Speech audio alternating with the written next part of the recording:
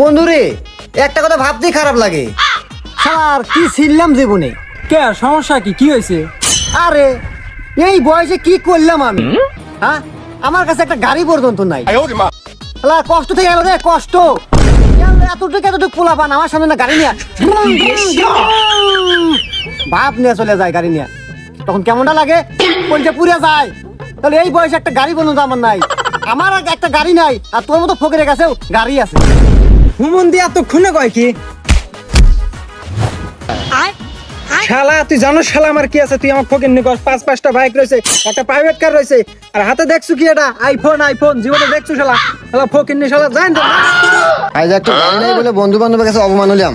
যা হুমন্দি গাড়ি একদিন কিনে তোকে সামনে আসমু। থাক শালা আমার ফকির নিকও। গাড়ি আমাকে যে বলে কেনাই নেবো, কিন্তু এত টাকা কই পামু? কি করা যায় এক দিয়ে শুরু করি।